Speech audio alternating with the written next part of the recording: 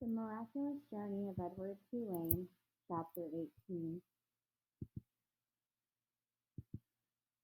Bryce and Sarah Ruth had a father. Early the next morning, when the light was gray and uncertain, Sarah Ruth was sitting up in bed, coughing, and the father came home. He picked Edward up by one of his ears and said, "I ain't never." "It's a baby doll," said Bryce. "Don't look like no baby doll to me." Edward, hanging by one ear, was frightened. This, he was certain, was the man who crushed the heads of china dolls. "Oh, Jingles," said Sarah Ruth between coughs. She held out her arms. "He's hers," said Bryce. "He belongs to her." The father dropped Edward on the bed, and Bryce picked up the rabbit and handed him to Sarah Ruth. "It don't matter anyway," said the father. "It don't make no difference, none of it." "It does so matter," said Bryce. "Don't you sass me," said the father. He raised his hand and slapped Bryce across his mouth, and then he turned and left the house. "You ain't gotta worry about him," said Bryce to Edward. "He ain't nothing but a bully, and besides, he don't hardly ever come home." Unfortunately, the father did not come back that day. Bryce went out to work, and Sarah Ruth spent the day in bed, holding Edward in her lap and playing with a box filled with buttons. "Pretty," she said to Edward, as she lined up the buttons on the bed and arranged them into different patterns. Sometimes, when a coughing fit was particularly bad, she squeezed Edward so tight that he was afraid he would crack in two. Also, in between coughing fits, she took to sucking on one or the other of Edward's ears. Normally, Edward would have found this intrusive, clingy behavior of the sort very annoying, but there was something about Sarah Ruth. He wanted to take care of her. He wanted to protect her. He wanted to do more for her. At the end of the day, Bryce returned with a biscuit for Sarah Ruth and a ball of twine for Edward.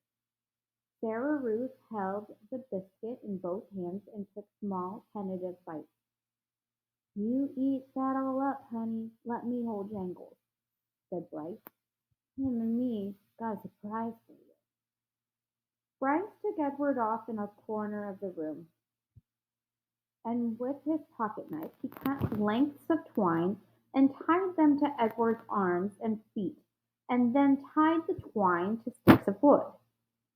"See, all day I've been thinking about it," Bryce said. "What we're going to do is make you dance. Sarah Ruth loves dancing. Mama used to hold on to her and dance her around the room." "You eating that biscuit?" Bryce called out to Sarah Ruth. "Uh-huh," said Sarah Ruth. "You hold on, honey. We got a surprise for you." Bryce stood up. "Close your eyes," he told her, and he took Edward over to the bed and said, "Okay, you can open them now." Sarah Ruth opened her eyes. "Dance, Jangles," said Bryce, and then, moving the strings with the stick with his one hand, Bryce made Edward dance and drop and sway. And the whole while, at the same time, with his other hand, he held on to the harmonica and played a bright and lively tune. Sarah Ruth laughed. She laughed until she started to cough, and then Bryce laid Edward down and took Sarah Ruth in his lap and rocked her and rubbed her back. "You want some fresh air?" he asked her. "Let's get you out of this nasty old air, huh?" Bryce carried his sister outside. He left Edward lying on the bed, and the rabbit, staring up at the smoke-stained ceiling, thought again about having wings. If he had them, he thought, he would fly high above the world to where the air was clear and sweet, and he would take Sarah Ruth with him. He would carry her in his arms. Surely, so high above the world, she would be able to breathe without coughing. After a minute, Bryce came back inside, still carrying Sarah Ruth. "She wants you too," he said. "Jangles," said Sarah Ruth. She held out her arms. So Bryce held Sarah Ruth, and Sarah Ruth held Edward, and the three of them stood outside. Bryce said, "You gotta look for falling stars. Them are the ones with magic." They were quiet for a long time, all three of them looking up at the sky. Sarah Ruth stopped coughing. Edward thought that maybe she had fallen asleep. "There," she said, and she pointed to a star streaking through the night sky. "Make a wish, honey," Bryce said, his voice high and tight. "That's your star. You make you a wish for anything you want."